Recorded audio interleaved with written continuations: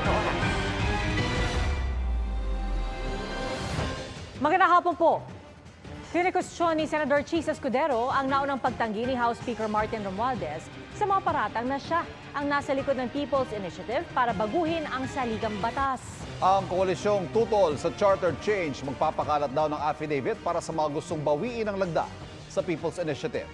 Nakatutok si Mav Gonzalez.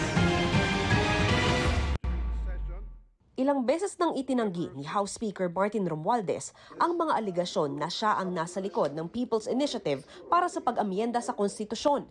Pero tanong ni Senador Chis Escudero, paano raw maitatanggi ni Romualdez na siya ang nasa likod ng tinawag ng senador na Peking Initiative gayong ipinagmalaki at inangkin pa umano niya ito noong Disyembre? Ipinost ni Escudero ang video ni Romualdez na kuha noong Disyembre. Sabi rito ni Romualdez, pinag-aaralan nila kung paano aamyendahan ang konstitusyon. We will highly recommend that we embark on a people's initiative to cure this impasse, so to speak, on how we vote. We would like to amend the Constitution vis-a-vis how we procedurally amend the same. And that's either we vote jointly or separately. We'd like to have that resolved by and through a people's initiative. Sabi ni Escudero, malinaw na politicos initiative ito at hindi people's initiative. Hinihingan pa namin ng tugon si Romualdez sa post ni Escudero at wala pa siyang sagot. Pero sabi ni Albay Representative Joey Salceda, nagpahayag lang ng suporta si Romualdez sa People's Initiative pero hindi ito nangangahulugan na may partisipasyon o kontrol ang Kamara rito. Ang papel daw ng Kamara ay himukin ang publiko na pag-usapan ito para magkaroon ng awareness ukol sa pag-amyenda sa konstitusyon.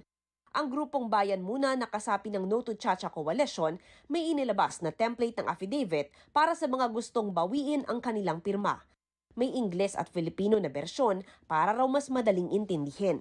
Okay, isa yan o 100 ang mag-withdraw, that symbolizes ng assertion ng maraming nagsasabi na itong chacha na ito may hindi maayos na pag-explain sa taong bayan. At the very worst, may kapalit na ayuda o pera o panluloko itong chacha. Mag-iikot daw ang grupo at bukas din na makipagtulungan sa Senado. Sa Martes nakatakdang imbestigahan ng Senado kung totoong nagkabayaran sa pagkalap ng pirma sa People's Initiative. Si Senate Committee on Electoral Reforms Chair Senador Amy Marcos, inanyayahan ang mga kongresista na tinuturong nasa likod umano ng pagpapapirma na dumalo. Noong Huwebes nakipagpulong ang mga senador sa Pangulo ukol sa Chacha.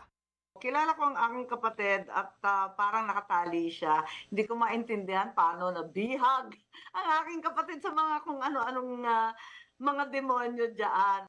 Ang issue dito ang bansa, ang konstitusyon, ang batas at ang tamang pamamaraan ng pagpapalit ng ating saligang batas.